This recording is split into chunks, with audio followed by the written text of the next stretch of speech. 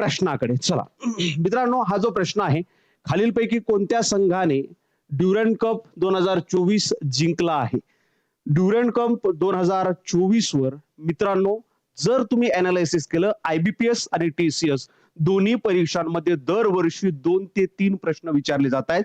आजच्या मागच्या समाज कल्याण परीक्षेमध्ये सुद्धा याच्यावर प्रश्न आला होता. याच्या अगोदरच्या परीक्षेमध्ये सुद्धा याच्यावर प्रश्न विचारले जात आहेत. घ्या उत्तर द्या.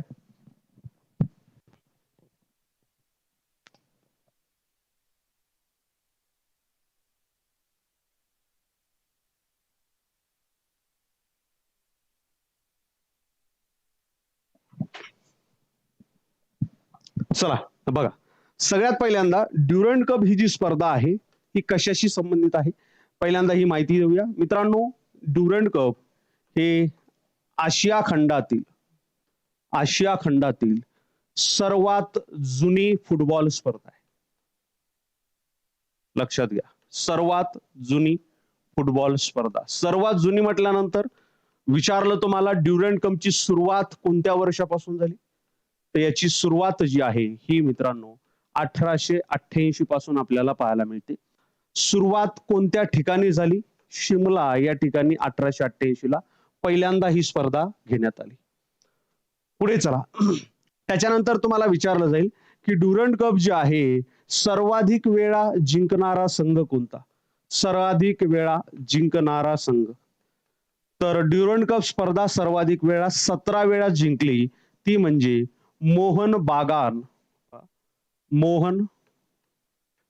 बागान super giant football club. Super giant football club, फुक्ल असं लिहितोय, ठीक आहे.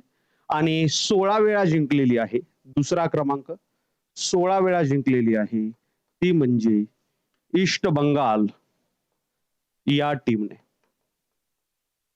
चला, ही झाली बेसिक माहिती ड्युरंड कप 2024 ची. आता नाही, ड्युरंड कप स्पर्धेची. आता ड्युरंड कप 2024 चा आपण जेव्हा विचार करतो, 2024 ची स्पर्धा 2024, तर त्याच्याबद्दल तुम्हाला परीक्षेला प्रश्न विचारले गेलेले आहेत आणि आणखीनही विचारली जाऊ शकतात. संस्करण कितवे होते, कितवी स्पर्धा ही आपल्याला पाहायला मिळते, संस्करण कितवे होते, तर मित्रांनो 133वे संस्करण आपल्याला पाहायला मिळतात. तुम्हाला जर विचारलं या स्पर्धेचा विजेता संघ कोणता, विजेता संघ 2024च्या स्पर्धेचा, तर विजेता संघ आपल्याला पाहायला मिळतो north east United football club. United football club, पाठ करा. फुटबॉल क्लब कुठलचा आहे हा आहे गुवाहाटीचा. हा संघ जो आहे या वर्षीची स्पर्धा जिंकलेला आहे.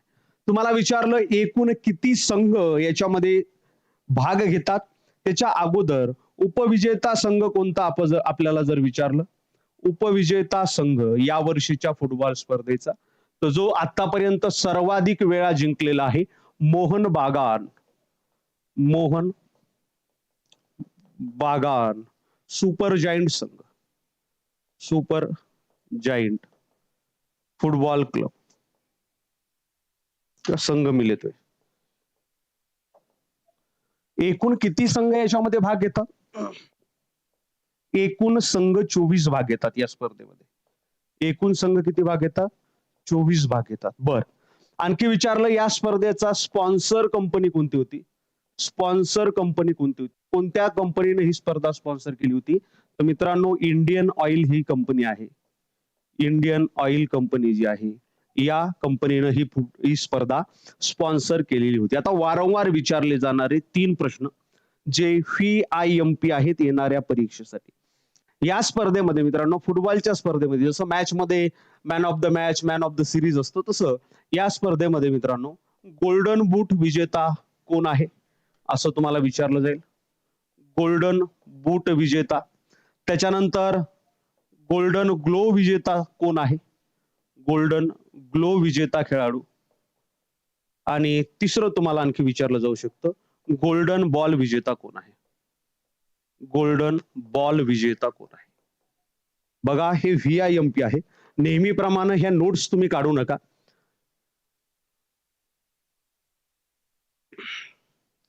संजय हुमे, ऍपवर डेटा लागत आहे. काम करा ना, तुम्ही डाउनलोड करून ठेवा ना. एकदाच डाउनलोड करून ठेवा. किती वेळा पाहू शकता? किंवा तिथं नंबर आहे, चॅट बॉक्स आहे, तिथं मेसेज टाकून द्या. काही टेक्निकल एरर असेल तर ते सॉल्व्ह करून दिलं जाईल. ठीक आहे. गोल्डन बूट विजेता जर तुम्हाला विचारलं, हां, हे नेहमीप्रमाणे लिहून घेऊ नका. डिस्क्रिप्शनमध्ये आपल्या टेलिग्राम चॅनलची लिंक आहे. जिओग्राफी बाय शिंगारे सर, त्याच्यावर जायचं. ह्याच नाही त्याच्या अगोदरच्या जेवढ्याही पीडीएफ आपण घेतलेल्या आहेत पीवायक्यू अनालिसिसच्या, त्या तिथून डाउनलोड करून घ्यायच्या. गोल्डन बूट ही जी गोल्डन बूट विजेता जी आहे, हे आहे, याचं नाव आहे नोआ सदाऊफ.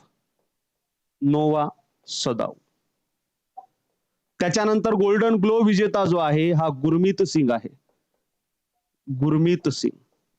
आणि शेवटचं लक्षात घ्या या प्रश्नाचं अनालिसिस मधलं नाव, ते म्हणजे जतीन यमयस. हे गोल्डन बॉल विजेता आहे. जतीन यमयस. क्लिअर? समजते सगळ्यांना? ड्युरँड कपवर परीक्षेला प्रश्न आलेला आहे आणि विचारलं जातं.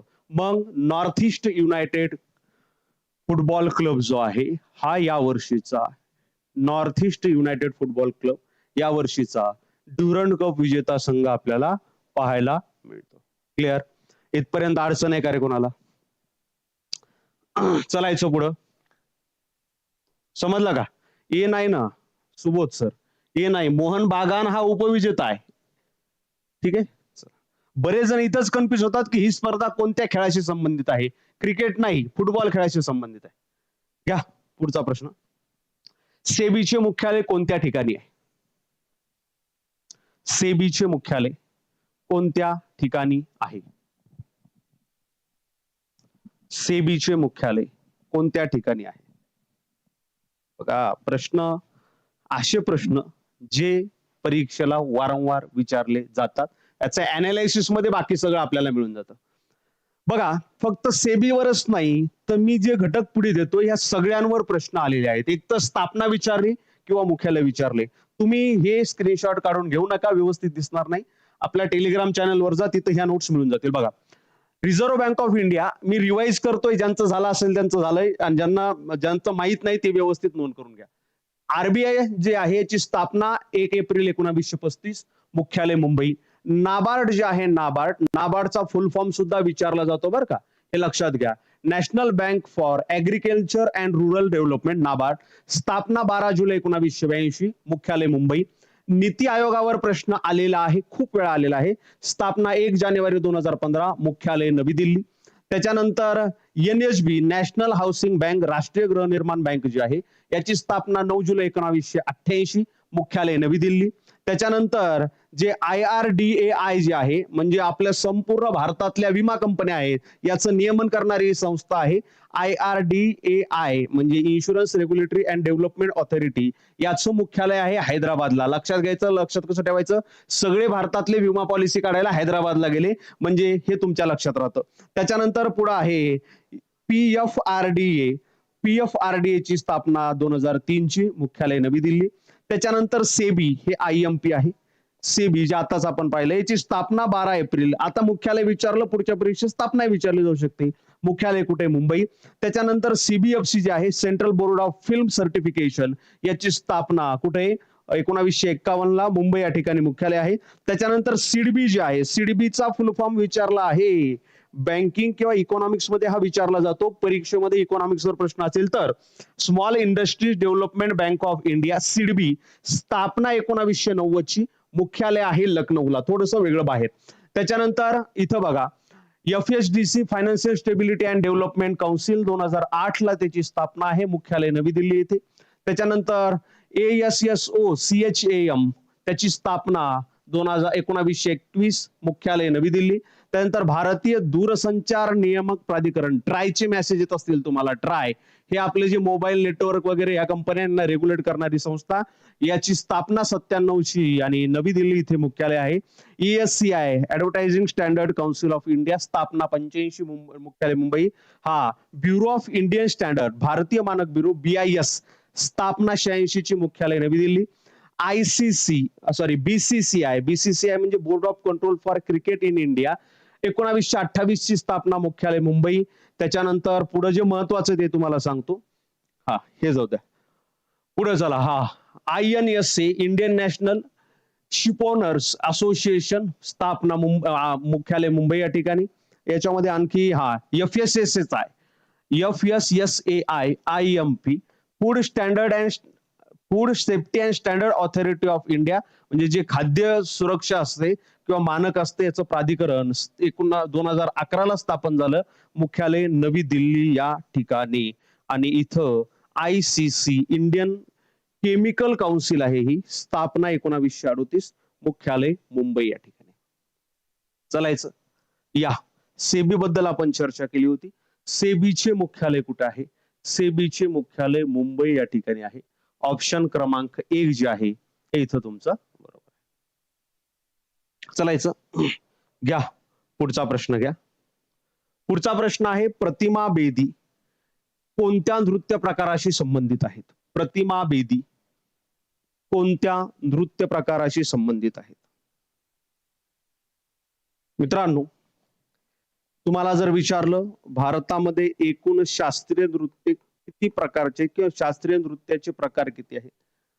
काही करायचं नाही. तुम्हाला जर शास्त्रीय नृत्य व्यवस्थित करायचे असतील, युट्यूबला टाकायचं की भारतीय शास्त्रीय नृत्य, बाजूला शिंगारे सर, माझा एक व्हिडिओ आहे, 2 व्हिडिओ आहेत मला वाटतं, त्याच्यामध्ये अख्खे शास्त्रीय नृत्य तुमचे मी कव्हर केलेले आहेत. असो, भारतामध्ये एकूण 8 प्रकारचे शास्त्रीय नृत्य आपल्याला पाहायला मिळतात. 9 रस आहेत आणि या 9 रसाला समाविष्ट करणारे 8 शास्त्रीय नृत्य. मित्रांनो, एक शास्त्रीय नृत्य आणि त्याच्याशी संबंधित असणाऱ्या काही महत्वाचे कलाकार तुम्हाला देतोय, जे परीक्षेला तुम्हाला विचारल्या जाऊ शकतात. बघा, जसं की भरतनाट्यम.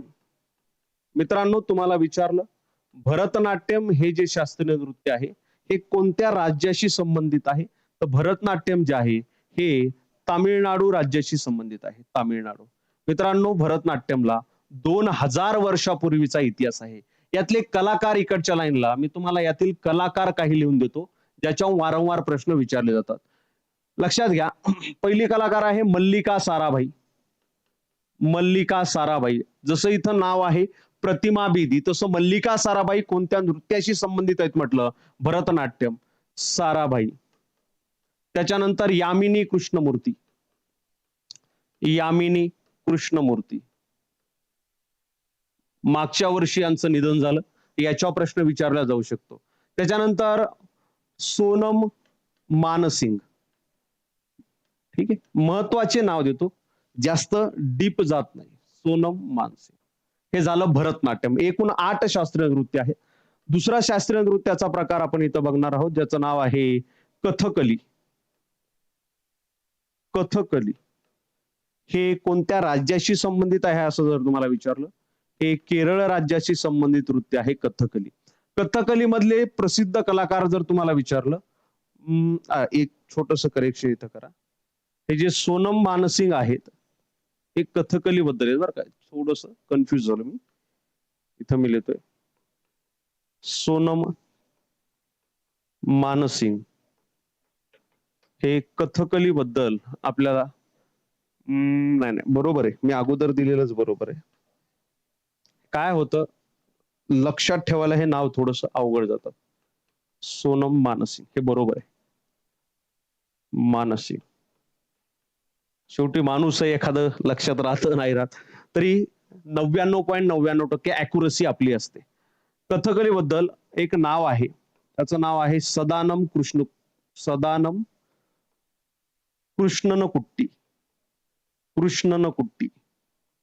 सदानंद कृष्णनकुट्टी. त्याच्यानंतर रीता गांगुली एक नाव आहे. रीता गांगुली.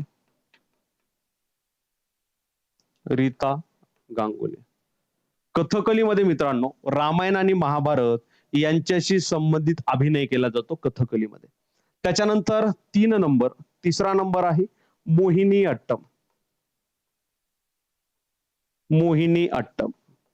कधीही हे लक्षात ठेवत असताना जर याच्याबद्दल पूर्ण माहिती असेल तर लक्षात ठेवायला सोपं जातं. तुम्हाला माहित असेल भस्मासुर नावाचा एक राक्षस होता. अशी कथा आहे की भस्मासुराला महादेवानं शाप दिला होता की तू म्हणजे शाप नाही दिला होता, वरदान दिलं होतं की तू जसं तुला पाहिजे तू माग, तुला वर काय मागायचं. महादेवाला प्रसन्न करून घेतलं आणि त्याने सांगितलं की महादेवाला मी ज्याच्यावर हात ठेवील तो जळल्या गेला पाहिजे. महादेव म्हणला ठीक आहे, तथास्तु. महादेवानं तथास्तु केली. भस्मासूर नावाचा राक्षस प्रत्येकाला मारत गेला. प्रत्येकावर हात ठेवायचं, जळून जायचं प्रत्येकावर. मग त्यानं पूर्ण जगभर म्हणजे महाप्रलय माजवला होता. मग त्याला आवरण्यासाठी कृष्णानं मोहिनीचं रूप घेतलं, डान्स नर्तन केलं, त्याला करायला लावलं आणि शेवटच्या नर्तनाचा भाग म्हणजे मोहिनी अट्टम जर तुम्ही कधी कृती पाहिली तर त्याच्या सगळ्यात शेवटी इथं हात असतो. शेवटची स्टेप त्यानं स्वतःच्या डोक्यावर हात ठेवला आणि तो भस्मासूर जळून गेला. हे असं जर तुम्ही लक्षात ठेवलं तर हे खूप चांगल्या पद्धतीनं हे लक्षात राहत असतं. कन्सेप्च्युअल भाग आहे हा, बरोबर आहे मित्रांनो. मोहिनी अट्टमचे कलाकार म्हणजे हे मुख्यतः केरळ या ठिकाणचं नृत्य आहे. केरळ या नृत्याचे कलाकार जर तुम्हाला विचारले मोहिनी अट्टमचे, तर वैजयंतीमाला, वैजयंतीमाला, त्याच्यानंतर हेमा मालिनी, त्याच्यानंतर पल्लवी कृष्णन, पल्लवी कृष्णन, गोपिका वर्मा, हे याच्या कलाकार आहेत. गोपिका वर्मा. त्याच्यानंतर 4 नंबर थोडं फास्ट घेतो आता, कुचिपुडी. मित्रांनो कुचिपुडी हे जे नृत्य आहे याचे कलाकार हे आंध्र प्रदेश राज्याचं नृत्य आहे. शॉर्ट फॉर्म मध्ये एपी लिहितोय. याचे कलाकार जर आपण पाहिले तर राधा रेड्डी, राधा रेड्डी आहेत. त्याच्यानंतर भावना रेड्डी आहेत. त्याच्यानंतर वेदांत लक्ष्मीनारायण, वेदांत लक्ष्मीनारायण, बरोबर आहे. हे कशाशी संबंधित आहेत? हे आहेत कुचिपुडी नृत्याशी संबंधित. त्याच्यानंतर 5 नंबर आहे ओडिशी, ओडिसा राज्याचं नृत्य आहे. नावावरच लक्षात येते ओडी, शॉर्ट फॉर्म मध्ये लिहितोय. प्रतिभा बेदी यातील कलाकार आहेत. प्रतिभा बेदी. त्याच्यानंतर कुमकुम मोहंती,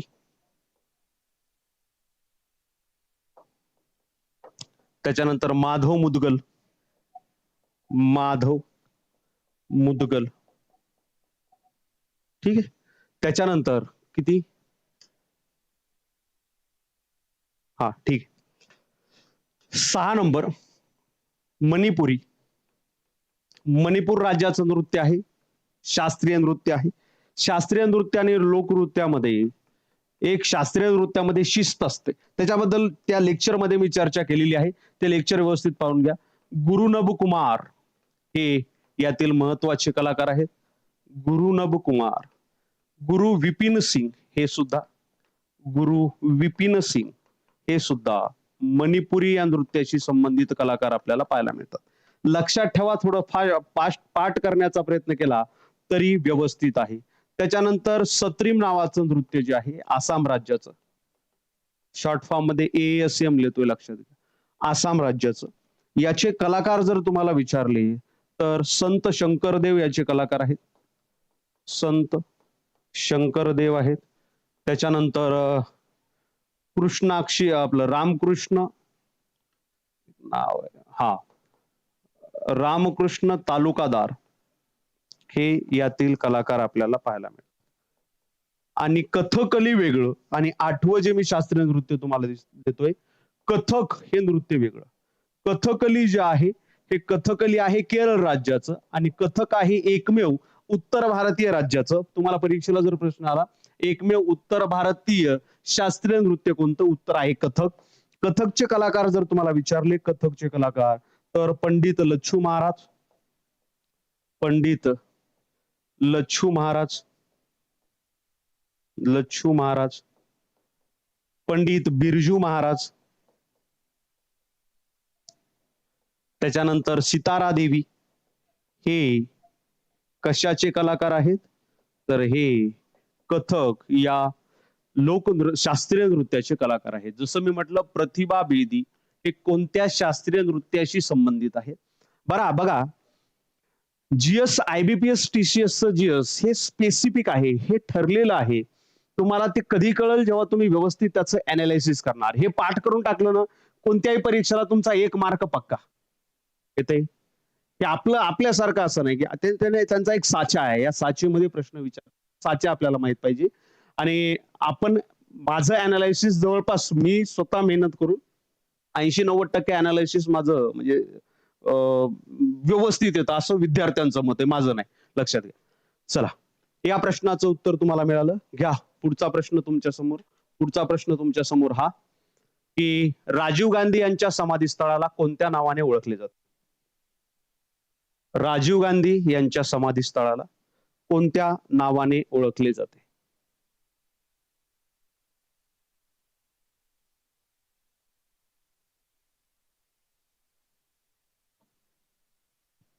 जे मुलं नवीन असतील, लेक्चर आवडत असेल तर लाईक करा. बर, काही नेत्यांची नावं घेतो, त्यांचं समाधीस्थळ कुठेही सांगा. महात्मा गांधी यांचं समाधीस्थळ कोणत्या नावानं ओळखलं जातं? बघा, जे वारंवार विचारले जाते तेच मी होते बरं का. त्याच्यानंतर गुलजारीलाल नंदा यांचं समाधीस्थळ कोणत्या नावानं ओळखलं जातं? गुलजारीलाल नंदा. त्याच्यानंतर इंदिरा गांधी यांचं समाधीस्थळ, चंद्रशेखर आझाद यांचं समाधीस्थळ, चंद्रशेखर आझाद यांचं समाधीस्थळ, चौधरी चरण सिंग यांचं समाधीस्थळ, चौधरी चरण सिंग यांचं समाधीस्थळ.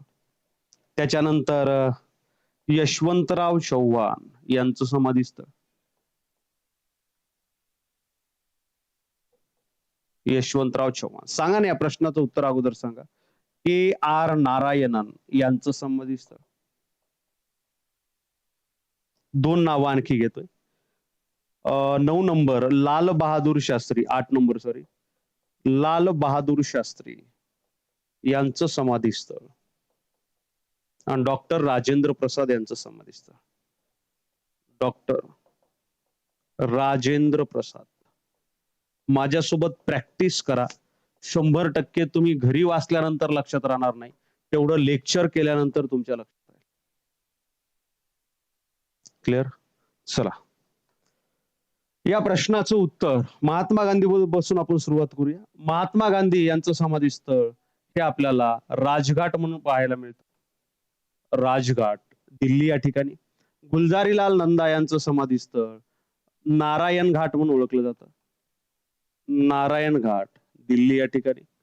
इंदिरा गांधी यांचं समाधीस्थळ जे आहे हे शक्तीस्थळ म्हणून ओळखलं जातं. शक्तीस्थळ हे सुद्धा दिल्ली या ठिकाणी. चंद्रशेखर आझाद यांचं समाधीस्थळ रसुलाबाद म्हणून ओळखलं जातं. मात्र हे समाधीस्थळ जे आहे हे प्रयागराज या ठिकाणी आहे.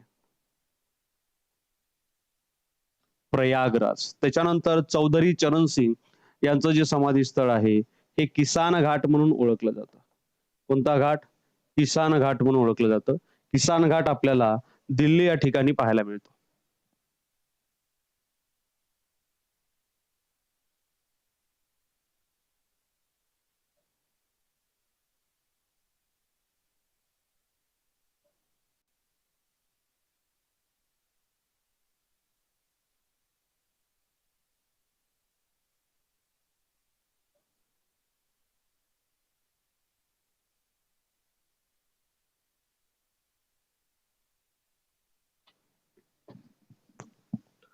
एक मिनिट फक्त. चला, पुढे वाढतो. चौधरी चरण सिंग किसान घाट हे आहे दिल्ली या ठिकाणी.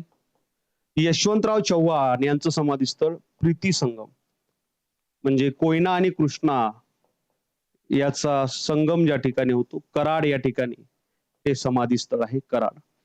के आर नारायणन यांचं समाधीस्थळ उदयभूमी पाहायला मिळतं. उदयभूमी, जी की दिल्ली या ठिकाणी आहे. दिल्ली या ठिकाणी. त्याच्यानंतर लाल बहादूर शास्त्री यांचं समाधीस्थळ विजय घाट आहे, दिल्ली या ठिकाणी. आणि डॉक्टर राजेंद्र प्रसाद यांचं समाधीस्थळ महाप्रयाग हे कुठं आहे? हे सुद्धा दिल्ली या ठिकाणी आपल्याला पाहायला मिळतं. आता येऊया राजीव गांधी यांच्या समाधीस्थळाला. राजीव गांधी यांचं समाधीस्थळ वीरभूमी या नावानं ओळखलं जातं आणि हे कुठे आढळून येतं आपल्याला? दिल्ली येथे आढळून येत.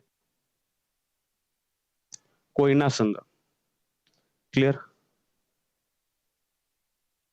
चला, पुढे चालायचं. पुढचा प्रश्न, पिंडारी ग्लेशियर कोणत्या राज्यात आहे? पिंडारी ग्लेशियर कोणत्या राज्यात आहे? प्रॉब्लेम काय?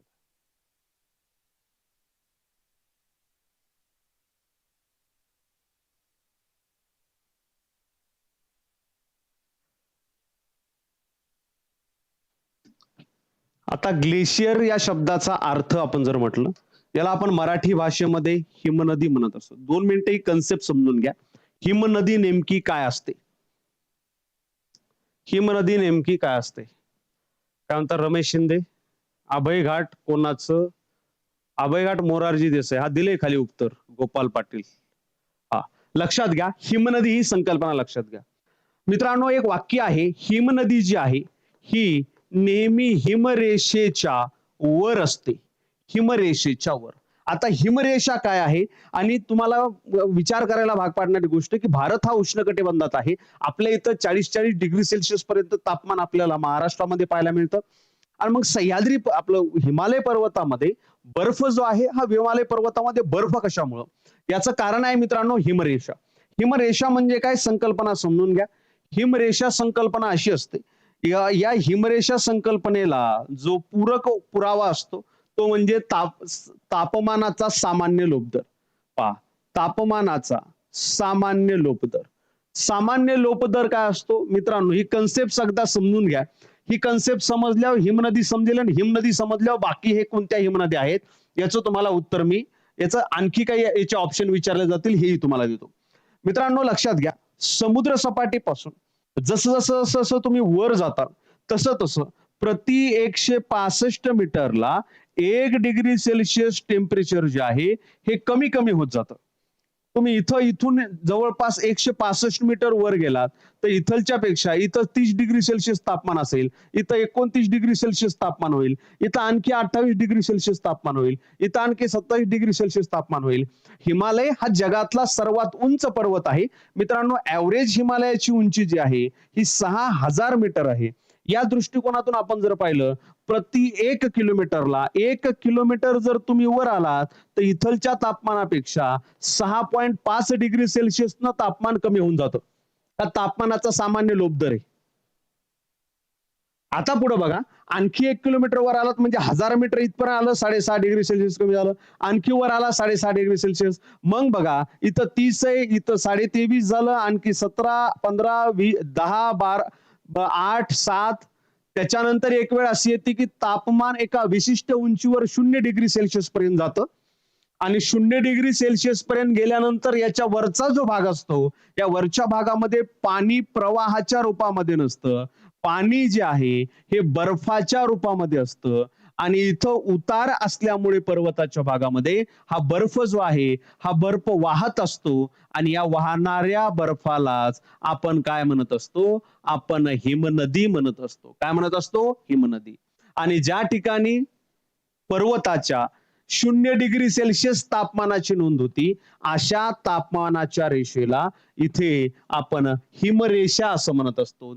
हिमरेषेच्या खाली नदी आली, ही हिमनदी आली, याचं पाणी होतं आणि हे सामान्य पाणी बाकी नद्यांमध्ये जाऊन ह्या नद्या प्रवाहित करतं. म्हणून हिमालयातल्या नद्या ज्या आहेत, हिमालयातल्या नद्यांना आपण काय म्हणतो? बारमाही नद्या म्हणतो. बारमाही नद्या याच्यासाठी इथं सामान्य 30 डिग्री सेल्सिअस तापमान आहे, उन्हाळ्यामध्ये तापमानामध्ये वाढ होती, 30-40 डिग्री सेल्सिअस तापमान जातं. आपोआप ही जी हिमरेषा आहे ही पहिली इथं होती, ही हिमरेषा आणखी वर सरकती आणि एवढ्या भागातला बर्फ जो आहे याचं पाणी होतं आणि हे पाणी हिमालयातल्या नद्यांमध्ये पाहायला मिळतं. म्हणून आपण म्हणतो की हिमनदी जी आहे ही नेहमी हिमरेषेच्या वर आहे. ही झाली हिमनदी आणि हिमरेषा नावाची संकल्पना. अशा हिमालयामध्ये किती हिमनद्या आहेत? तर मित्रांनो असं म्हटलं जातं, हिमालयामध्ये 70 पेक्षा जास्त हिमनद्या आपल्याला पाहायला मिळतात. छोट्या मोठ्या सगळ्या. मात्र आपल्याला आपल्या परीक्षाभिमुख दृष्टिकोनातून जर विचारलं तर परीक्षेमध्ये तुम्हाला काही महत्वाच्या हिमनद्या विचारल्या जातात. तर त्या हिमनद्या लक्षात घ्या, ज्या तुम्हाला परीक्षेमध्ये विचारल्या जातात. मित्रांनो, भारताचा जर व्यवस्थित भाग पाहिला,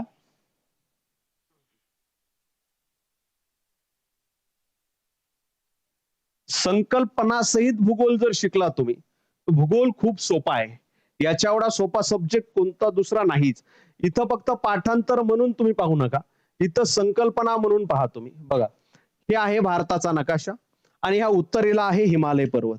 आता या हिमालय पर्वताचा हा जो पट्टा आहे, हा याला म्हणायचं काराकोरम पर्वतरांग. ही भारतातली सर्वात उंच पर्वतरांग म्हणून ओळखली जाते. पर्वतरांगेचं नाव आहे काराकोरम पर्वतरांग. मित्रांनो, काराकोरम पर्वतरांग जी आहे, आता तुम्हाला एक कन्सेप्ट सांगतो. काराकोरम पर्वतरांग ही भारतातील सर्वात उंच पर्वतरांग म्हणून ओळखली जाते आणि या काराकोरम पर्वतरांगेमध्ये काही हिमनद्या आहेत. जसं की ही आहे सियाचीन नावाची हिमनदी, जी लडाख राज्यामध्ये आहे. सियाचीन हिमनदी मात्र काराकोरम पर्वतरांगेमध्ये आहे. त्याच्यानंतर तुम्ही जर आणखी पुढे गेला तर बियाफो नावाची हिमनदी इथं आहे. बियाफो ही कुठं आहे? ही काराकोरम पर्वतरांगेमध्येच आपल्याला लडाखमध्ये पाहायला मिळते. त्याच्यानंतर हिस्पार नावाची हिमनदी या भागामध्ये आहे. हिस्पार ही सुद्धा हिमनदी लडाख राज्यामध्ये आहे आणि ही काराकोरम पर्वतरांगेमध्ये आपल्या तिबेट आणि लडाखच्या बॉर्डरवर आढळून येते. त्याच्यानंतर बाल्टोरो नावाची हिमनदी या ठिकाणी आहे. बाल्टोरो. या ज्या सगळ्या हिमनद्या आहेत, या मित्रांनो आपल्याला लडाख राज्यामध्ये लडाख केंद्रशासित प्रदेशामध्ये पाहायला मिळते. ठीक आहे. आता थोडस खाली या. इथं या हिमाचल प्रदेशमध्ये. हिमाचल प्रदेशमध्ये तुम्ही जर आला तर हिमाचल प्रदेशमध्ये एक हिमनदी आहे. हिमनदीचं नाव आहे बारा शिखरी. बारा शिखरी. बारा शिखरी हे सर्वात टॉप भारतातील 10 हिमनद्यांपैकी तुम्हाला देतोय. बारा शिखरी हिमनदी ही हिमाचल प्रदेशमध्ये, HP लिहिलं म्हणजे हिमाचल प्रदेश लक्षात घ्या, हिमाचल प्रदेशमध्ये पाहायला मिळतं. त्याच्यानंतर पुढे चला, हिमाचल प्रदेश नंतर आपण येऊया उत्तराखंड. उत्तराखंड राज्यामध्ये खूप साऱ्या हिमनद्या आपल्याला पाहायला मिळतात. जसं की इथं आहे गंगोत्री नावाची हिमनदी, ज्या गंगोत्री हिमनदीपासून गंगा नदीचा उगम होतो. त्याच्या थोडस उत्तरेला आहे यमुनोत्री नावाची हिमनदी. यमुनोत्री हिमनदीपासून यमुना नदीचा उगम होतो. त्याच्यानंतर थोडस खाली या, इथं आहे पिंडारी नावाची हिमनदी. पिंडारी नावाची हिमनदी. या पिंडारी हिमनदीपासून मिलाप नावाच्या नदीचा उगम होतो. त्याच्यानंतर इथं आहे सतोपंत नावाची हिमनदी. सतोपंत हिमनदीपासून अलकनंदा नदीचा उगम होतो. त्याच्यानंतर मिलम नावाची हिमनदी आहे. मिलम. ही सगळ्या हिमनद्या आपल्याला कुठं पाहायला मिळतात? हे पाहायला मिळतात आपल्याला उत्तराखंड राज्यामध्ये. इथं मी असं लिहितोय, शॉर्ट फॉर्म मध्ये UK असं टाकतोय. त्याच्यानंतर सियाचीन मध्ये एक प्रसिद्ध हिमनदी आहे, तिचं नाव आहे झेमू हिमनदी. कोणती हिमनदी? झेमू हिमनदी. ही आपल्याला सिक्कीम राज्यामध्ये पाहायला मिळते. झेमू हिमनदी येते लक्षात? समजते सगळ्यांना? तर अशा पद्धतीनं आपल्याला या हिमनद्या पाहायला मिळतात भारताच्या उत्तरेमध्ये. आता तुम्हाला काय विचारलंय? पिंडारी हिमनदी जी आहे ती आपल्याला पाहायला मिळते उत्तराखंड राज्यामध्ये. ऑप्शन क्रमांक 4 जे आहे हे 4 या ठिकाणी बरोबर आहे. समजलंय का रे? चला, जे नवीन जॉईन झाले, लेक्चर आवडत असेल तर लाईक करा, म्हणजे तुमच्या समोर नेहमी नेहमी यायला मला आनंद होईल. चला फास्ट. क्लिअर? इथपर्यंत कोणाला काय अडचण आहे? चला घ्या पुढचा प्रश्न. हा सायन्सचा प्रश्न आहे आणि सायन्स बऱ्याच जणांना अवघड जातं, पण आपण सोप्या भाषेमध्ये करून सांगू. खालीलपैकी कोणती जोड्या योग्यरित्या जुळलेल्या आहेत? अनावृत्त बीजी यात आवरण नसलेल्या बिया असतात. आवृत्त बीजी फळांच्या आत बिया असतात. बघा, टेटला 100% फायदा होईल प्रियंका मॅडम. टेटला सायन्सचे 15 प्रश्न असतात, समाजशास्त्राचे 15 प्रश्न असतात. तर हे सगळं आपलं या लेक्चरमध्ये, या कोर्समध्ये तुम्हाला त्याचा फायदा होईल. चला, आता थोडस वनस्पतींचं वर्गीकरण आपण करूया बरं का. व्यवस्थित लक्ष द्या. एवढं केलं तर तुम्हाला 1-2 प्रश्न असे आले तर सोडूनशे. वर्गीकरण तुम्हाला जर विचारलं वनस्पतींचं वर्गीकरण कोणत्या शास्त्रज्ञांनी केलं, तर वनस्पतींचं वर्गीकरण 1883 मध्ये एक जर्मन शास्त्रज्ञ आहेत. त्यांचं नाव आहे A.W. आयक्लर. A.W. आयक्लर नावाचे हे जर्मन शास्त्रज्ञ, आणि यांनी वनस्पतींचं वर्गीकरण केलं मुख्य 2 भागामध्ये. पहिला भाग ज्याला आपण म्हणतो सपुष्प वनस्पती. सपुष्प वनस्पती म्हणजे अशा वनस्पती ज्या वनस्पतींना फुले येतात, फुलांपासून फळे तयार होतात, आणि अशा वनस्पतींना आपण म्हणजे फळांमध्ये बिया असतात, म्हणजे याला आपण असंही म्हणू शकतो इनडायरेक्टली, फुलं असतात आणि फुलं बिया निर्माण करतात. किंवा बिया निर्माण करणाऱ्या वनस्पती, ज्या प्रजननासाठी बिया निर्माण करतात त्यांना सपुष्प वनस्पती असं म्हटलं जातं. आणि दुसरा प्रकार यांनी सांगितलं अपुष्प वनस्पती. अपुष्प वनस्पती म्हणजे काय? अपुष्प वनस्पती म्हणजे ज्या वनस्पतींना फुले येत नाहीत, इनडायरेक्टली ज्या वनस्पती बिया निर्माण करत नाहीत, त्यांना आपण काय म्हणत असतो? अपुष्प वनस्पती असं म्हणत असतो.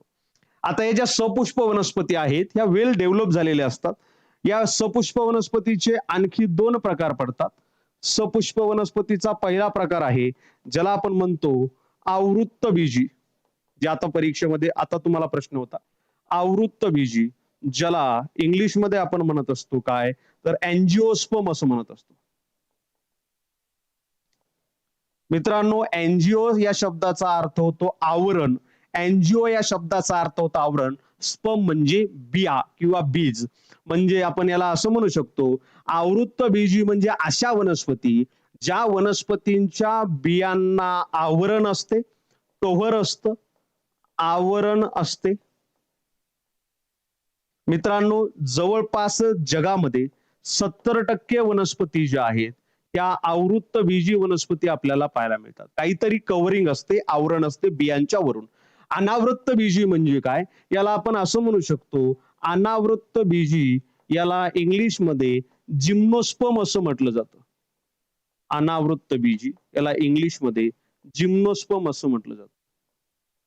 म्हणजे आपण असं म्हणू शकतो की अशा वनस्पती ज्यांच्या बियांना आवरण नसतं किंवा ज्या वनस्पतींच्या बिया ज्या आहेत या बाहेर असतात, त्याला आपण म्हणत असतो अनावृत्तबीजी. उदाहरणार्थ तुम्ही जर स्ट्रॉबेरी पाहिली असेल, स्ट्रॉबेरीच्या बिया स्ट्रॉबेरीच्या बाहेरच्या बाजून असतात, बियांना आवरण नाही, बिया बाहेरच्या बाजूनं.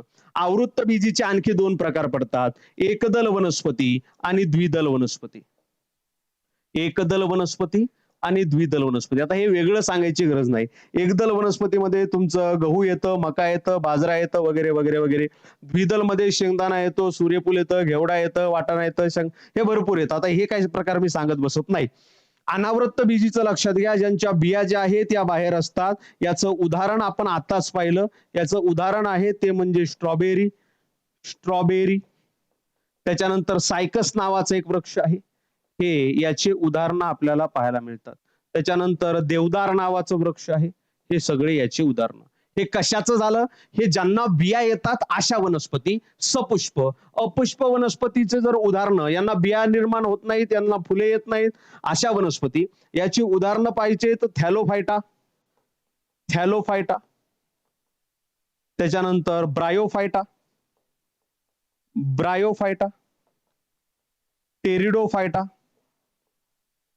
टेरिडोफायटा असो. भरपूर याच्यामध्ये आपल्याला शिकण्यासारखं आहे. मात्र या कन्सेप्ट वरून आपण प्रश्नाचं उत्तर शोधता येतं का, हे आपण एकदा बघूया आणि त्याच्यानंतर आपण पुढच्या प्रश्नाकडे जाऊया. अनावृत्त बीजी यात आवरण नसलेल्या बिया असतात. अनावृत्त बीजी बिया बाहेर असतात, यांना कव्हरिंग नसते, म्हणजे यांना आवरण नसलेल्या बिया असं म्हटलं जातं. अनावृत्त बीजीच्या बिया बाहेर असतात, त्यांना कव्हरिंग नसते. पहिलं विधान जे आहे हे पहिलं विधान बरोबर आहे. लक्षात घ्या, पहिलं विधान कसं आहे? बरोबर आहे. आवृत्तबीजी फळांच्या आत बिया असतात.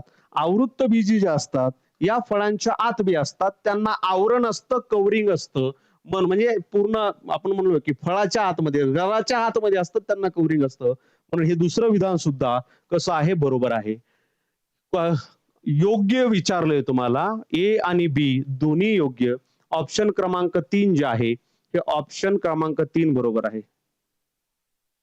सर आता नेमके कोणते टॉपिक करावेत? हे असं नसतं. शॉर्टकट नाही. IBPS TCS ला शॉर्टकट नाही. तुमचा कंटिन्यू अभ्यास असेल, हे जे मी तुम्हाला देतोय ते व्यवस्थित करा. कारण मागच्या तुम्हाला समाज कल्याणला बघितलं असेल, आपण लेक्चर घ्यायचो आणि दुसऱ्या दिवशीच्या परीक्षेमध्ये त्याच्यातले 4-5 प्रश्न यायचे. सिरीज सुरू केली होती, त्याच्यातले प्रश्न आले होते. त्यामुळे हे व्यवस्थित करा. तुम्हाला नक्की याचा फायदा होईल. चला, समजायले का रे? समजतंय व्यवस्थित?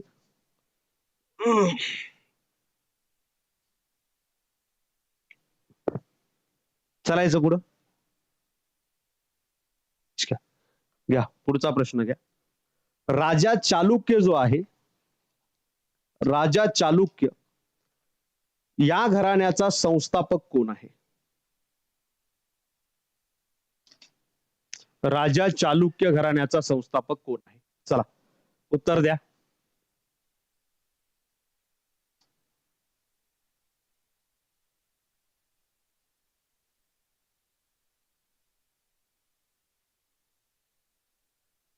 चला फास्ट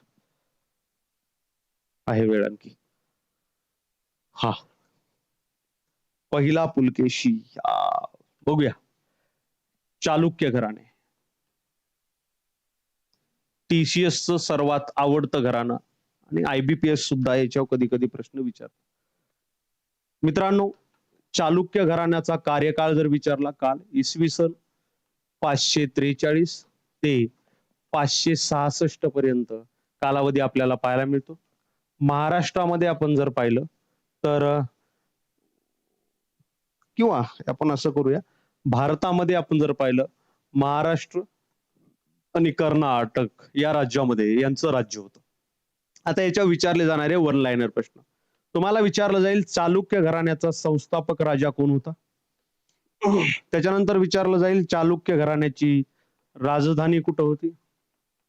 त्याच्यानंतर विचारलं जाईल चालुक्य घराण्यातील सर्वात पराक्रमी राजा कोणते होते? पराक्रमी राजे. ठीक आहे, आता एक एक एक. चालुक्य घराण्याचा संस्थापक होता राजा जयसिंग. राजा जयसिंग. म्हणजे तुम्ही जे उत्तर दिलेले ते पराक्रमी राजांपैकी एक आहे असं उत्तर तुम्ही दिलेले. राजा जयसिंग हा चालुक्य घराण्याचा संस्थापक होता. राजधानी कुठं होती? वातापी या ठिकाणी, म्हणजे बदामी. आदामी. ठीक आहे, आता येऊया जे तुम्ही उत्तर देत आहेत तो राजा, त्याला सर्वात पराक्रमी राजा म्हणायचं. त्याचं नाव आहे पहिला पुलकेशी. लक्षात घ्या, पहिला पुलकेशी. मित्रांनो, पहिला पुलकेशी हा जो राजा होता हा राजा पहिला सार्वभौम राजा म्हणून ओळखला जातो. पहिला सार्वभौम राजा म्हणून ओळखला जातो. लक्षात घ्या. आता सार्वभौम राजा म्हणजे काय? सार्वभौम राजा म्हणजे असा राजा ज्या राज्याच्या राज्यावर इतर कोणाचंही शासन नसतं. याच्यासाठी सार्वभौम राजा होण्यासाठी एक यज्ञ केला जातो. या यज्ञाचं नाव होतं अश्वमेध यज्ञ. अश्वमेध यज्ञ कसा असायचा? अश्वमेध यज्ञ म्हणजे राजा काय करायचा, एक वर्षासाठी एक घोडा जो आहे त्याच्या पाठीमागं सैन्य आणि त्या घोड्याला असं सोडून द्यायचा. एक वर्षापर्यंत तुला जिथं जायचे तिथं जा. घोडा ज्या ज्या भागापर्यंत जाईल त्या भागापर्यंत राज्य हे त्याचं होत जाणार. मधामध्ये कोणी आलं, घोड्याला जर कोणी धरलं, घोड्याला जर कोणी मारण्याचा प्रयत्न केला तर मग हा राजा त्याच्या विरुद्ध युद्ध पुकारायचा. सहसा म्हणजे जे पराक्रमी राजे होते यांच्या समोर असं कोणी करायचं नाही आणि सगळं साम्राज्य आपल्याला जोडून गेला. एक वर्ष घोडा फिरल्यानंतर तो घोडा परत वापस आणायचा आणि ज्या ज्या भागापर्यंत तो गेलेला आहे तेवढं साम्राज्य आपलं आहे असं जाहीर करायचा. याला म्हणायचं काय? याला म्हणायचं अश्वमेध यज्ञ.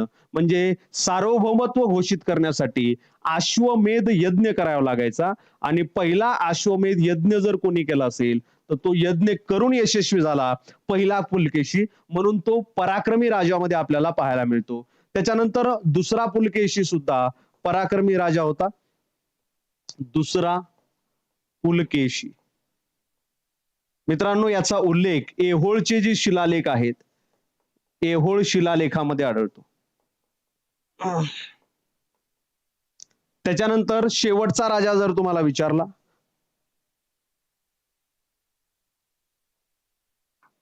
आणखी एक तिसरा राजा लक्षात घ्या, विक्रमादित्य पहिला.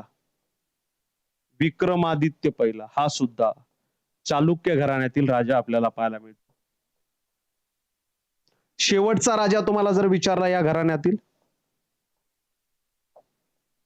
शेवटचा राजा जर तुम्हाला विचारला तर या घराण्यातला शेवटचा राजा दुसरा कीर्तिवर्मन आहे. दुसरा कीर्तिवर्मन. मित्रांनो, चालुक्यांनी जे बांधकाम केले यांची बांधकाम शैली कोणती होती असं जर तुम्हाला विचारलं, चालुक्यांची बांधकाम शैली, तर चालुक्यांनी द्रविड शैलीमध्ये बांधकाम केलं. द्रविड शैलीमध्ये स्थापत्यकला यांची आपल्याला पाहायला मिळते, बांधकाम शैली पाहायला मिळते. राजा जयसिंग ह्या प्रश्नाचं उत्तर आहे, ज्यानं चालुक्य घराण्याची स्थापना केलेली आपल्याला पाहायला मिळते. हा प्रियंका मॅडम, रामायणामध्ये सुद्धा अश्वमेध यज्ञ, परंतु पौराणिक गोष्टी आणि इतिहास याच्यामध्ये इतिहासाचे पुरावे आपल्याला आढळले आणि त्या अश्वमेध यज्ञाचे पुरावे नाहीत. त्यामुळे परीक्षेत जर विचारलं तर रामायण लिहायचं नाही, परीक्षेत विचारलं तर चालुक्य घराणे. ठीक आहे, चला चलायचं, बाकी चर्चा करू नका रे, कामाची चर्चा करा. चलायचं पुढच्या प्रश्नाकडे. घ्या पुढचा प्रश्न. महाराष्ट्रात एकूण किती व्याघ्र प्रकल्प आहेत? आता हा प्रश्न सोपा आहे, मात्र आपल्याला त्याच्यासाठी विचारायचा नाही, तर तुम्हाला त्याला धरून करंट मध्ये सध्या किती व्याघ्र प्रकल्प आहेत असं विचारलं जाईल. त्याच्यानंतर नवीन व्याघ्र प्रकल्प कोणत्या राज्यामध्ये स्थापित झालेत हे विचारलं जाईल. त्याच्यानंतर तुम्हाला सर्वात मोठा सर्वात लहान व्याघ्र प्रकल्प विचारलं जाईल. तर हे सगळ्यासाठी आपण हा प्रश्न घेतलेला आहे. सद्यस्थितीला किती व्याघ्र प्रकल्प भारतामध्ये आहेत असं जर विचारलं, सद्यस्थितीला 58 व्याघ्र प्रकल्प भारतामध्ये आहेत. म्हणजे तुम्हाला मी शिकवतोय 1 एप्रिल 2025 मध्ये, म्हणजे आता उद्या एखादं नवीन झालं तर तुम्हाला सर चुकलं तुमचं, तारीख त्याच्यामुळे दिली. 1 एप्रिल 2025 पर्यंत भारतामध्ये एकूण 58 व्याघ्र प्रकल्प आहेत. जर तुम्हाला विचारलं 58वा व्याघ्र प्रकल्प, मित्रांनो जो माधव व्याघ्र प्रकल्प आहे याचं विभाजन करण्यात आलंय. माधव व्याघ्र प्रकल्प हा 58वा, म्हणजे त्याचे दोन भाग झाले. त्याच्यापैकी एक माधव व्याघ्र प्रकल्पाचाच भाग 58वा हा कुठं आहे? मध्य प्रदेश राज्यामध्ये माधव व्याघ्र प्रकल्प. त्याच्यानंतर 57वे व्याघ्र प्रकल्प जर तुम्हाला विचारलं, रतापानी व्याघ्र प्रकल्प. हे व्याघ्र प्रकल्प कुठं आहे? रतापानी हा सुद्धा मध्य प्रदेश राज्यामध्येच पाहायला मिळतो. 56वा व्याघ्र प्रकल्प तुम्हाला विचारला, गुरु घासीदास व्याघ्र प्रकल्प. घासीदास तामोर पिंगला व्याघ्र प्रकल्प कुठं आहे? छत्तीसगड राज्यामध्ये. हे बघा, हे गरजेचं आहे. हे छत्तीसगड, शॉर्ट फॉर्म मध्ये सीजी लिहितोय, छत्तीसगड. ठीक आहे, चल आता महाराष्ट्रामधले तुम्हाला विचारताय, त्याच्या अगोदर एकदा भारतावर नजर टाकू. मित्रांनो, भारतामध्ये व्याघ्र प्रकल्पाचं सुरुवात जर तुम्हाला विचारली, सुरुवात कधीपासून झाली, तर व्याघ्र प्रकल्पाची सुरुवात 1972 पासून आपल्याला पाहायला मिळतील. पहिली व्याघ्रगणना सुद्धा तेव्हाच झाली. जर तुम्हाला विचारलं भारतामधील व्याघ्र प्रकल्पाचे किंवा जनक, किंवा आपण असं म्हणूया की भारतामध्ये टायगर मॅन कोणाला म्हणतात, तर भारतामध्ये टायगर मॅन कैलास सांखला यांना म्हटलं जातं. कैलास सांखला, कैलास सांखला. बर, आता जर विचारलं तुम्हाला भारतामधील सर्वात किंवा पहिला व्याघ्र प्रकल्प कोणता, तसं तर पहिला व्याघ्र प्रकल्प आपल्याला व्यवस्थित सांगता येणार नाही. याचं कारण असं आहे की टायगर प्रोजेक्ट आपण सुरू केला टायगरच्या अगोदर, म्हणजे भारताला सगळ्यात अगोदर, वाघाला सर्वात अगोदर 1972 मध्ये भारताचा राष्ट्रीय प्राणी म्हणून घोषित करण्यात आला. याच्या अगोदर सिंह भारताचा राष्ट्रीय प्राणी होता. वाघाला राष्ट्रीय प्राणी म्हणून घोषित केल्यानंतर वाघाला वाचवण्यासाठी प्रोजेक्ट टायगर सुरू करण्यात आले. आणि जे राष्ट्रीय उद्यान आहेत, ज्या ठिकाणी वाघांची संख्या जास्त आहे, याच्या पहिल्या टप्प्यामध्ये 9 राष्ट्रीय उद्यानाचं कन्व्हर्जन हा 9 व्याघ्र प्रकल्पामध्ये करण्यात आलं. त्यामुळे पहिला व्याघ्र प्रकल्प सांगणं व्यवस्थित, म्हणजे काही पुस्तकामध्ये काही दिले, परंतु असं म्हटलं जातं उद्घाटन जिम कार्बेट पासून झालं. मेळघाट व्याघ्र प्रकल्प महाराष्ट्रामधला तेव्हाचाच, जेव्हा हे 9 प्रोजेक्ट होते, 9 प्रोजेक्ट पैकी एक मेळघाव होता. जिम कार्बेट राष्ट्रीय उद्यान, याला जिम कार्बेट व्याघ्र प्रकल्प हे असं नाव करण्यात आलं, जे की उत्तराखंड राज्यामध्ये आहे. सर्वात मोठा व्याघ्र प्रकल्प तुम्हाला जर विचारला, भारतातील सर्वात मोठा व्याघ्र प्रकल्प, उत्तर आहे नागार्जुन सागर व्याघ्र प्रकल्प. नागार्जुन सागर धरणाच्या आसपासचा परिसर, नागार्जुन सागर व्याघ्र प्रकल्प हा श्रीशैलम या ठिकाणी आहे. श्रीशैलम या ठिकाणी आहे. हा भारतातला सर्वात मोठा व्याघ्र प्रकल्प आंध्र प्रदेश राज्यामध्ये. जर तुम्हाला विचारलं की भारतातला सर्वात लहान व्याघ्र प्रकल्प कोणता, सर्वात लहान व्याघ्र प्रकल्प, तर त्याचं नाव आहे नमेरी व्याघ्र प्रकल्प, आसाम राज्य. ठीक आहे, चला येऊया महाराष्ट्रावर नजर टाकू. महाराष्ट्रामध्ये एकूण व्याघ्र प्रकल्प आहे 6. महाराष्ट्रामध्ये आहे 6. पहिला मेळघाट व्याघ्र प्रकल्प हा महाराष्ट्रातला सर्वात पहिला पाहायला मिळतो. अमरावती जिल्ह्यामध्ये. त्याच्यानंतर दुसरा व्याघ्र प्रकल्प आपल्याला पाहायला मिळतो. तो म्हणजे या ठिकाणी सह्याद्री पश्चिम घाटामध्ये हा व्याघ्र प्रकल्प आहे. पश्चिम घाट. त्याच्यानंतर नागपूरमध्ये असणारा पेंच व्याघ्र प्रकल्प हा महाराष्ट्र आणि एमपी दोन्ही मध्ये विस्तारलेला आहे बरं का, मध्य प्रदेश आणि महाराष्ट्रामध्ये. त्याच्यानंतर नवेगाव नागझिरा गोंदियामध्ये. नवेगाव नागझिरा.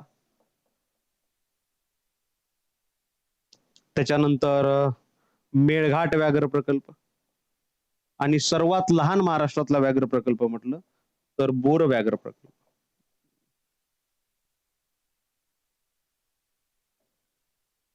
बोर व्याघ्र प्रकल्प.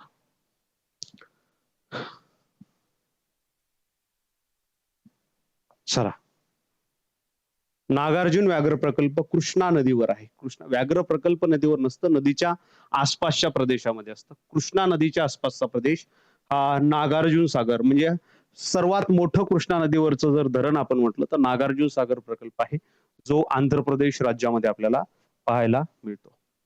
या पुढचा प्रश्न, सत्यार्थ प्रकाश म्हणजे सत्याचा प्रकाश खालीलपैकी कोणत्या समाज सुधारकाची सर्वोत्कृष्ट कृती आहे?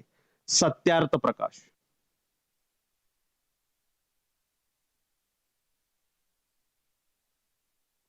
ते नंतरच्या एका लेक्चर मध्ये घेईल सर. कोण आहेत?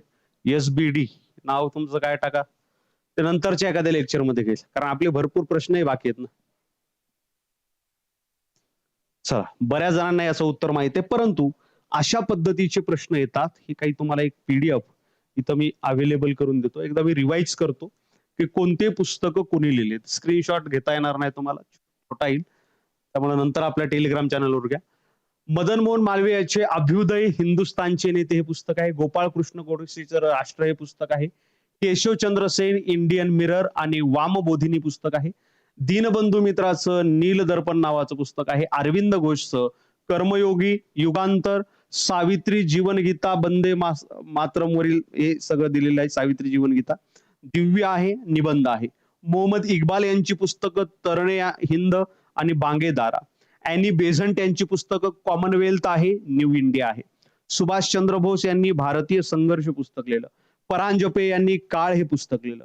मोहम्मद अली यांनी कॉम्रेड पुस्तक लिहिलं, हमदर्द नावाचं पुस्तक लिहिलं. राजा राममोहन राय यांनी संवाद कौमुदी नावाचं पुस्तक लिहिलं. हे महत्वाचं आहे, हे महत्वाचं आहे. संकेत सर, रिस्पॉन्स शीट माझ्याकडे अवेलेबल नसते, तुम्हीच मुलांनी मला पाठवा, ज्यांच्याकडे असतील त्याला आपण कंबाईन करून टाकून देऊ, काय हरकत नाही. फोटो वाटल्यास तुमचा नंबर गिंबर नाही टाकायचं तर ते काढून तुम्ही टाकून द्या मला, मी अवेलेबल करून देतो बाकी सगळ्यांना. ई विद्यासागर यांचं सोमप्रकाश पुस्तक आहे. मोतीलाल नेहरू यांनी स्वतंत्र पुस्तक लिहिलं. महात्मा गांधी यांचं तरुण भारत आहे, हरिजन आहे, नवजीवन आहे, हिंदू स्वराज्य आहे आणि माझे सत्याचे प्रयोग हे त्यांचं आत्मचरित्र आपल्याला पाहायला मिळतं. हे आत्मचरित्र महात्मा गांधी यांचं. लोकमान्य टिळक यांचं केसरी आहे वृत्तपत्र पुस्तक सुद्धा, द मराठा आणि गीता रहस्य हे पुस्तक त्यांनी लिहिलं.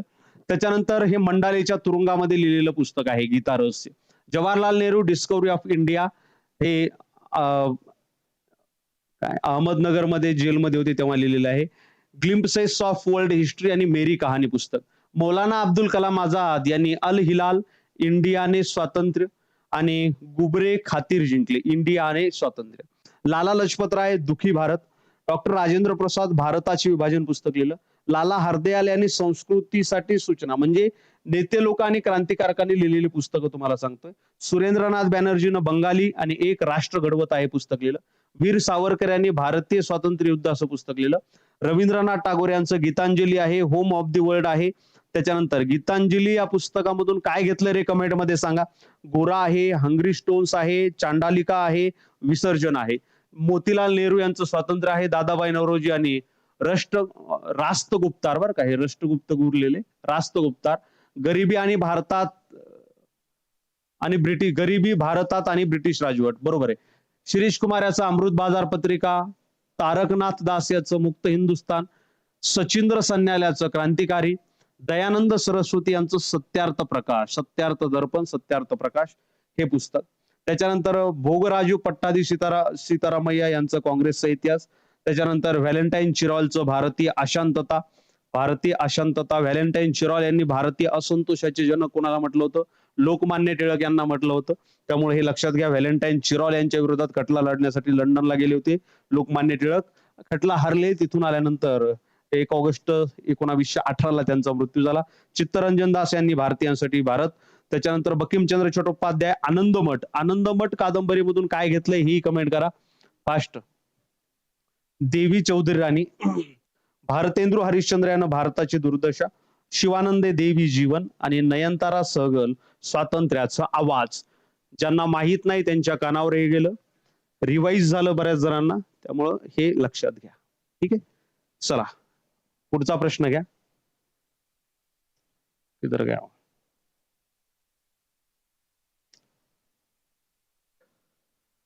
हा पुढचा प्रश्न आहे, थरचे वाळवंट हे खालीलपैकी कोणत्या पर्वतरांगेच्या पश्चिमेकडे आहे?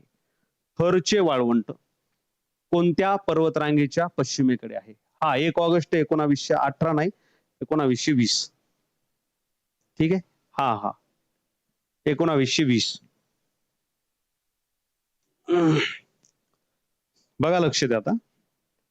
भारताचा भौगोलिक भाग जर तुम्ही अभ्यासला, थरचं वाळवंट कुठे असं तुम्हाला विचारलं. भारताच्या नकाशामध्ये काही महत्वाच्या नैसर्गिक बाबी ज्या तुम्हाला माहित असणं गरजेचं आहे.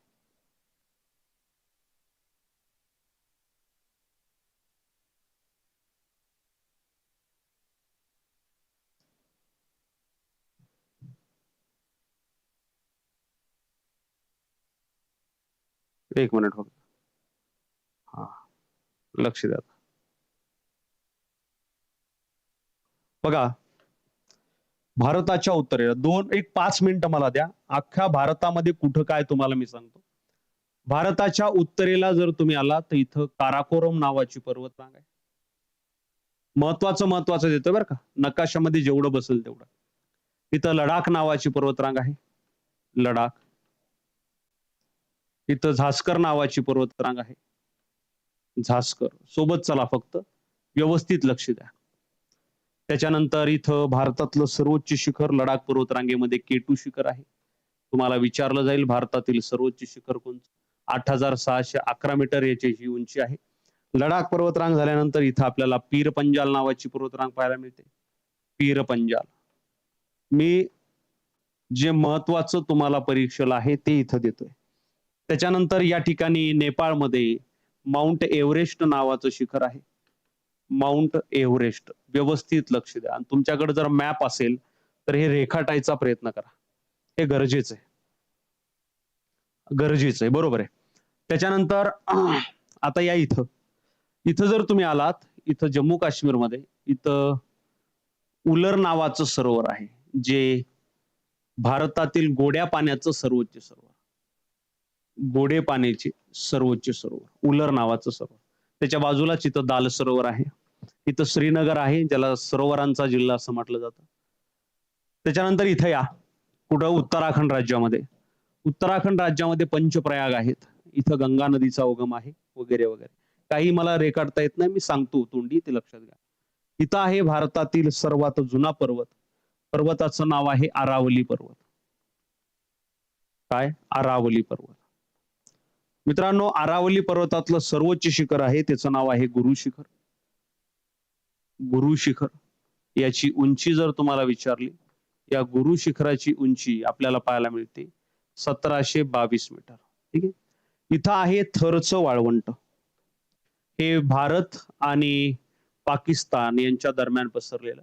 इथं मी लिहितोय थरचे वाळवंट. ठीक आहे.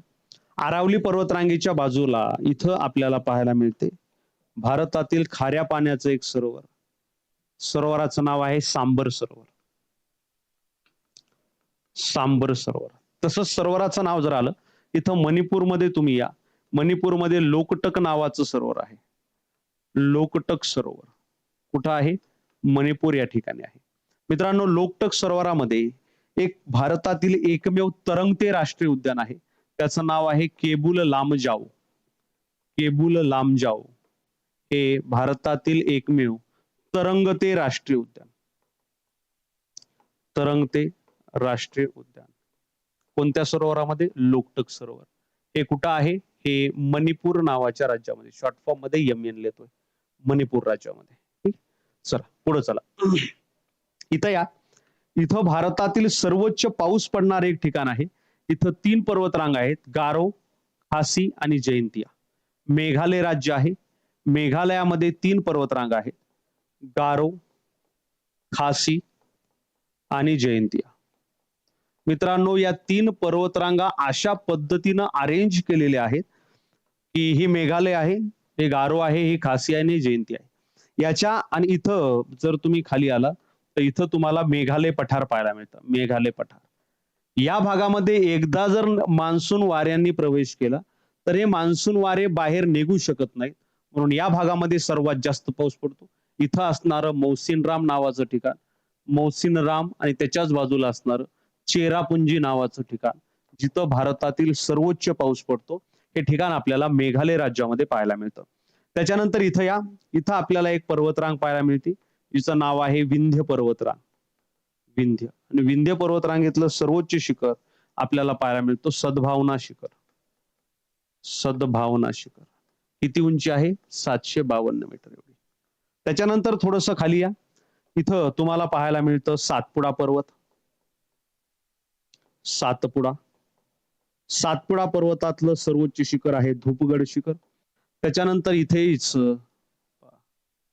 धूपगड शिखर. त्याच्यानंतर इथेच सातपुडा पर्वताच्या भागामध्ये आस्तंभामध्ये म्हणजे महाराष्ट्रामध्ये त्याचा भाग गेलेला आहे. इथंच आपल्याला आस्तंभा शिखर सुद्धा पाहायला मिळतं. आस्तंभा हे शिखर आहे. त्याच्यानंतर एक सातपुडा पर्वतामध्ये मित्रांनो एकमेव थंड हवेचं ठिकाण आहे. सांगा बरं कोणतं आहे? कमेंट करून सांगा. त्याच्यानंतर ही आहे सह्याद्री पर्वतरांग. सह्याद्री पर्वतरांग. त्याच्या उपरांगा तुम्हाला माहित आहेत. इथं आहे निलगिरी नावाची पर्वतरांग. हा विखुरलेला आहे पूर्व घाट. बघा, तुम्हाला माहित पाहिजे काही गोष्टी. इथं बघा सह्याद्री पर्वतरांगेमध्ये एक खिंड आहे. खिंडीचं नाव आहे पालघाट खिंड. कोणती खिंड? पालघाट खिंड. भरपूर आहे शिकवण्यासारखं, फक्त टाइम तेवढा जो आहे ते आपल्याला इथं पुरत नाही. ठीक आहे. पालघाटची खिंड. त्याच्यानंतर इथं कर्नाटक राज्यामध्ये बाबा बुदान नावाच्या टेकड्या आहेत. बाबा बुदान. मित्रांनो, सह्याद्री पर्वताची आणखी एक रांग आहे, तिचं नाव आहे अण्णामलाई नावाची पर्वतरांग. आणि अण्णामलाई नावाच्या पर्वतरांगेत सर्वोच्च शिखर आहे, त्याचं नाव आहे आनैमुडी. मित्रांनो, आनैमुडी सह्याद्री पर्वतातील सुद्धा सर्वोच्च शिखर आहे. 2695 मीटर ही त्याची उंची आपल्याला पाहायला मिळते. तर ह्या सगळ्या गोष्टी. त्याच्यानंतर इथं या. ओडिसा राज्यामध्ये चिल्का सरोवर आहे. चिल्का सरोवर ओडिसा राज्यामध्ये. त्याच्यानंतर आंध्र प्रदेशमध्ये कोल्लेरू नावाचं सरोवर आहे. कोल्लेरू सरोवर आंध्र प्रदेशमध्ये. पुलकित नावाचं सरोवर आहे आंध्र प्रदेश आणि तामिळनाडूच्या बॉर्डरवर. पुलकित सरोवर. आणि पुलकित सरोवराच्या बाजूलाच बघा, पुलकित सरोवराच्या बाजूलाच थोडासा काही अंतर सोडून एक बेट आहे, आणि या बेटावर ज्याला श्रीहरिकोटा नावाचं बेट, जिथून आपण काय करत असतो, सतीश धवन अवकाश केंद्र तिथून आहे, तिथून आपण उपग्रह जे आहे याचं प्रक्षेपण करत असतो. पुलकित सरोवर कुठं आहे? तर हे तामिळनाडू राज्यामध्ये. वेंबनाड नावाचं सरोवर आहे. कुठं? वेंबनाड नावाचं सरोवर आहे, ते आहे केरळ राज्यामध्ये. केरळ राज्यामध्ये. हे सगळे खाऱ्या पाण्याचे सरोवर आहेत. हा राईट, शाबास. सर्वात खाली नागरकोल आणि कार्डमम नावाच्या पर्वतरांगा. कार्डमम व नागरकोल. नागरकोल नावाच्या पर्वतरांगा. किती देणार? आणखी भरपूर आहे. मॅपवर बसत नाही, मॅप भरून गेला. बरोबर आहे. चला, समजतंय का रे पोरांनो? क्लिअर? चला तर मग या लेक्चरमध्ये आज आपण इथे थांबू. आणखी कंटिन्यू मी घेतला असता, मात्र एक अर्जंट मला काम आहे 12 वाजताच. शिकवता शिकवता वेळ कसा निघून गेला समजलं नाही. त्यामुळं ते काम सुद्धा गरजेचं आहे. नाहीतर आज मी 1.5 तासापर्यंत घेण्याचा विचार केला होता. असो, परत भेटूया आपण. चला. आजच्या लेक्चरमध्ये आज आपण इथं थांबू. लेक्चर कसं वाटलं, काय वाटलं कमेंटमध्ये नक्की सांगा. प्रो सांगा, कॉन सांगा, म्हणजे तुम्हाला व्यवस्थित वाटलं तर व्यवस्थित सांगा. नसेल व्यवस्थित वाटलं तर तेही कळवा, त्याच्यात आपण सुधारणा करू. तत्पूर्वी ही PYQ ची बॅच आहे. ₹31 तुमच्या नाश्त्याच्या याच्यामध्ये फ्रीमध्ये देणार होतो, मात्र व्हॅल्यू नसते फ्रीची. ठीक आहे, काय हरकत नाही, मेंटेनन्स तेवढं. ₹31 ही बॅच. PYQ 30 आहे सध्या ऍड, आणखी 10 एक्स्ट्रा ऍड होणार आहेत. तर ही बॅच तुम्ही त्याच्यामध्ये घेऊ शकता. आणि आपल्या रेग्युलर बॅचवर आज रात्रीपर्यंत म्हणजे 1 एप्रिल रात्री 12 वाजेपर्यंत ही ऑफर आहे. गुढी 150 हा कोड यूज करा आणि 649 ला बॅच घेऊ शकता. चला तर या लेक्चरमध्ये आज आपण इथं थांबू. राहिलेला भाग आपण पुढच्या लेक्चरमध्ये कंटिन्यू करू. धन्यवाद. आणि ही PDF जी आहे, ही PDF आपल्या टेलिग्राम चॅनलवर मी अपलोड करतोय. जिओग्राफी बाय शिनगारे सर हे टेलिग्राम चॅनलचे नाव आहे.